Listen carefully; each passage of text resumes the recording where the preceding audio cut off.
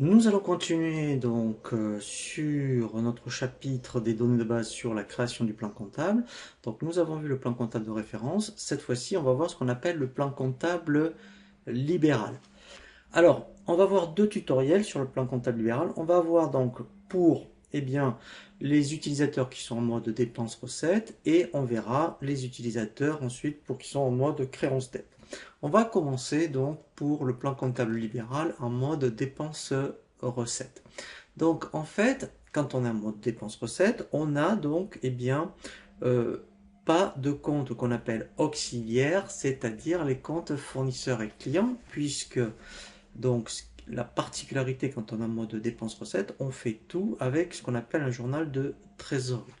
Donc ici, on va quand même voir donc les comptes de capitaux. Alors ici, en fait, effectivement, ce sont tous les comptes de la classe 1. Donc ici, en fait, quand vous aurez besoin de créer des comptes de la classe 1, comme des comptes d'emprunt par exemple, à part de mettre le numéro de compte et le libellé, il n'y a donc rien d'autre à faire.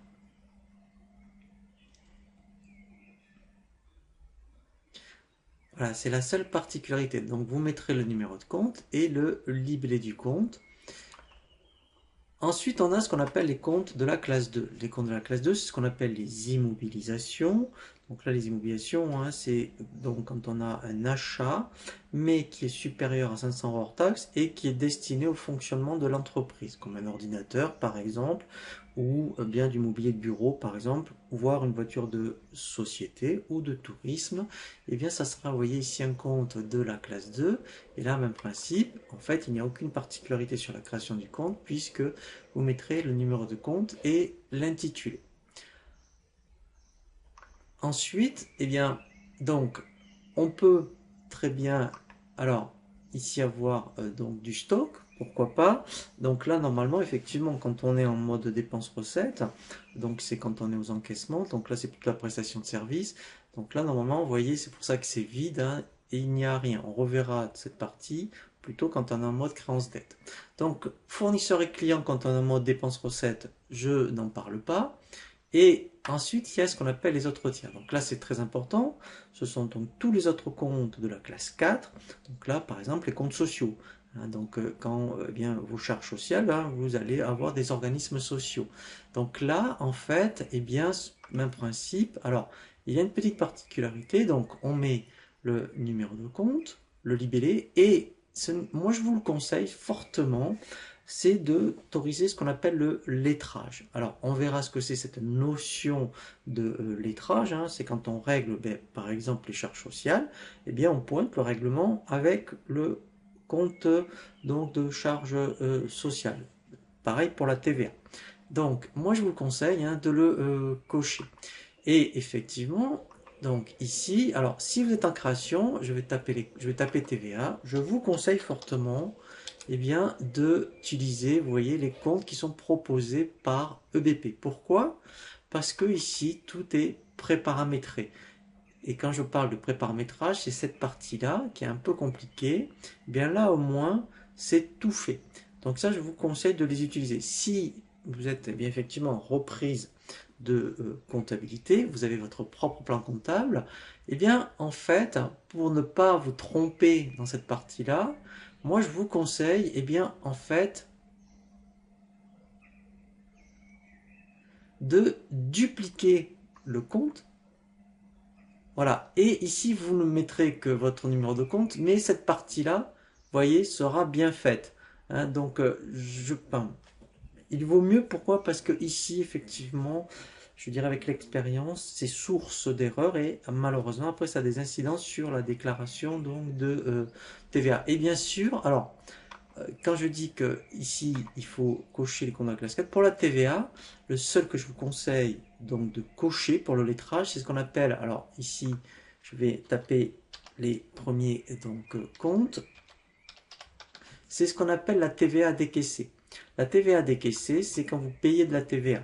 Eh bien au moins, hein, donc si c'est pas exactement ce numéro de compte, vous le dupliquez, mais vous n'oubliez pas de cocher autoriser le lettrage, comme ça quand vous payez la TVA, vous lettrez ce compte.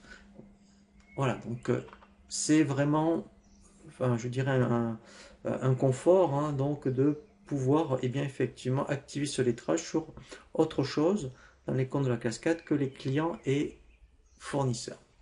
Ensuite, il y a ce qu'on appelle les comptes financiers. Donc ici, les comptes financiers, c'est tous les comptes donc de banque. Donc ici, vous voyez, alors, on l'avait déjà parlé. Donc là, en fait, bien, c'est quand vous avez votre banque, vous allez créer votre compte bancaire. Alors, il y en a un par défaut, le 512. Donc si vous êtes en création, très sincèrement, gardez celui-là et puis là, vous le renommez. Hein, donc voilà. Et bien sûr, si vous êtes donc en reprise, alors soit vous le créez, puisqu'en fait, pardon, mettre le numéro de compte et le libellé, il n'y a donc rien d'autre à faire. Hein. Donc vous voyez comme ici, par exemple, le 500-1200, par exemple, ou ici, alors ça c'est les chèques postaux, voilà, et la caisse c'est 53 000. Alors après, voilà, donc là où on passe le plus de temps, c'est ici, c'est les charges et produits. Donc les comptes de charges, effectivement, ça va être, bien, donc comme son nom l'indique, toutes les factures fournisseurs que vous allez recevoir. Et donc, vous, en fait, hein, puisque vous êtes en mode dépense-recette, vous ne constatez pas un fournisseur, vous constatez une charge. Donc là, vous allez créer tous les comptes de la classe 6. Alors, normalement, déjà, EBP a déjà prévu pas mal de charges. Hein, vous voyez, comme les loyers, les assurances, le téléphone, par exemple. Mais pareil, si, ce qui est normal, hein, par exemple, si je tape le 626, donc le 626, en fait, c'est tout ce qui concerne télécommunications. Eh bien, EBP ne l'a pas décomposé. Donc eux, ils ont mis tout dans le 626. Donc vous allez peut-être avoir donc le téléphone portable, le téléphone fixe et les frais de timbre.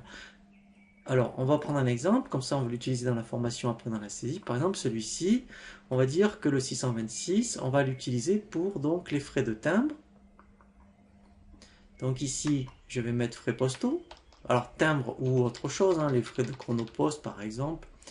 Et ensuite, bien, tout simplement, je vais faire ajouter, je vais créer le 626 100. Ici, je vais dire, mettons, téléphone portable.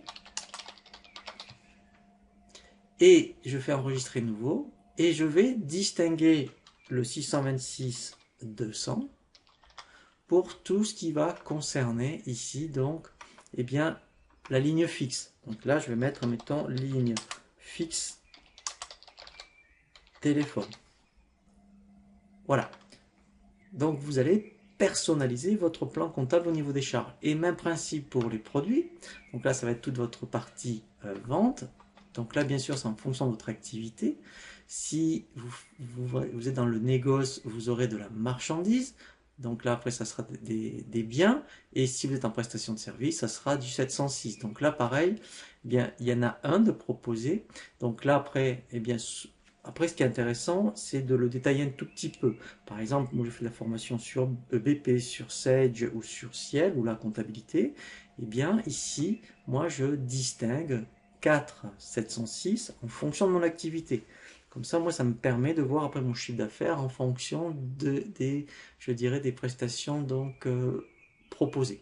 Voilà, donc là, en fait, bien, on a bien vu tous les comptes que vous allez utiliser quand on est en mode dépenses recettes.